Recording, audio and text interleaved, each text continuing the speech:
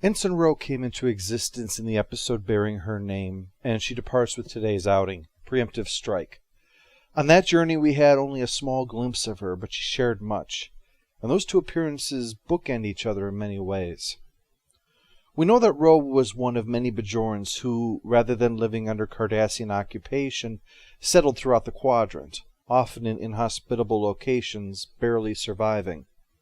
Ro grew up on such a colony. She didn't have a bed often, but when she did and was afraid of monsters, her father would play a musical instrument to keep the monsters away. She lost him at the age of 7, when she was forced for hours to watch him tortured to death.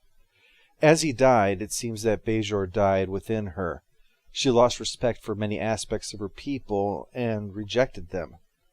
Eventually she re-embraced a few, such as her name and the earring, but I'd infer that a degree of that was to resist assimilation within the ranks of Starfleet. That is, I'm sure she was given enough consolations regarding her home world and the plight of her people to make her sick to her stomach. Whatever their intent, it was a weakness that she despised. The name and the earring were not only to stand out, it was to say, I'm not afraid to be what I am, I'm not a victim. Yet it wouldn't be until the time that she thought herself dead that she considered re-examining some of her Bajoran heritage for a little while, for more than just that purpose, too, but rather as a time to reflect on what it means to herself. But this quality of resisting any pity, especially the self-pitying kind, is likely the reason for her friendship with Guinan, who liked to have her friends to be interesting people. During that time she reached the rank of at least lieutenant, because she was demoted when reinstated, but I'm getting ahead of myself. On the planet Garan 2, she refused to obey orders while leading an away team. Now, this is gumption in others. Picard in particular chose Riker as his first officer because he did exactly that. This might contribute to a degree to her conflict with Riker, similar to his conflicts with Commander Shelby for the same reason. But as seen in Conundrum, behind that there's a mutual appreciation for their similar hands-on approaches, so much so that without the baggage to get in the way, they saw no reason not to engage in a sexual relationship together. In fact, given that Macius told her that she would eventually need to take up leadership of their cell after his death, and given the fact that at least one member of her cell aided in the stealing of the USS Defiant, it's possible that Ro was instrumental in recruiting Thomas Riker into the Maquis. She knew what he was capable of, while at the same time being aware of how his experience would have changed him enough to consider aiding them, and that with Riker's talents the Maquis would be all the stronger.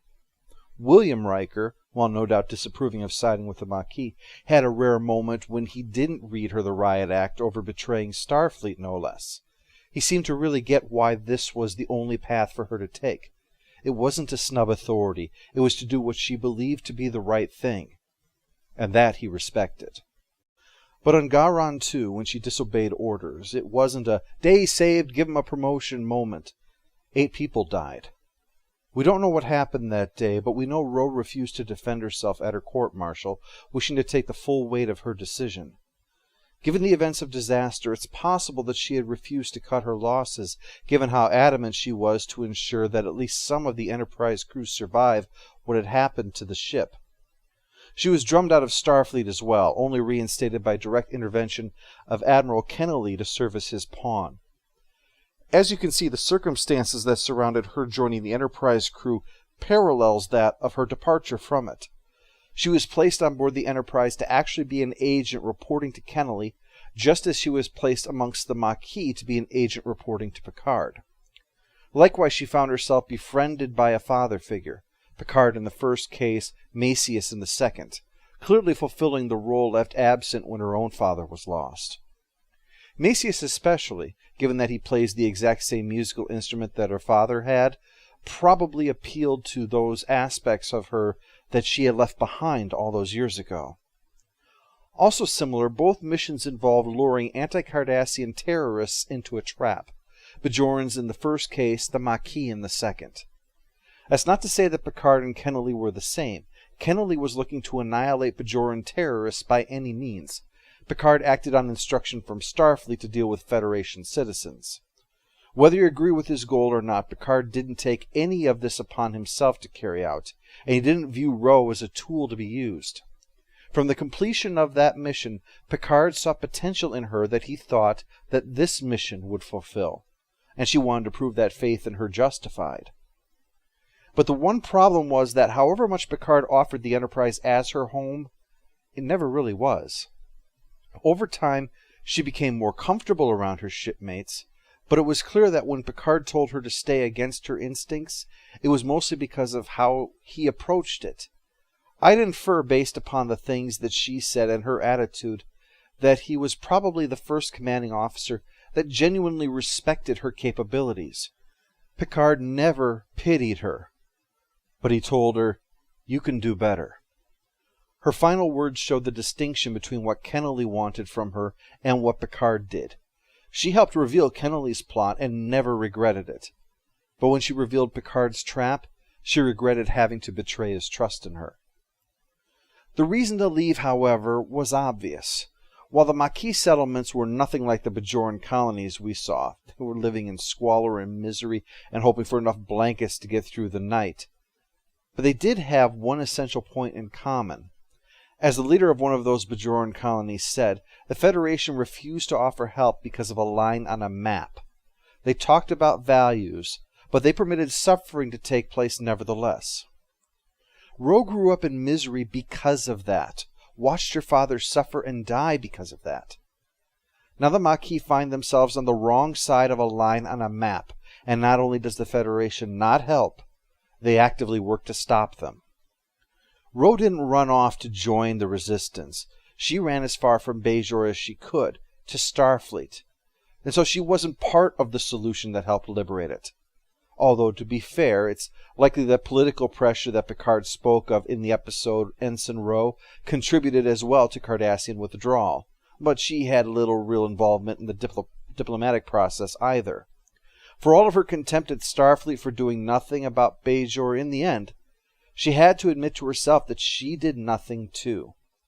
It wasn't that it was a fight against Cardassians.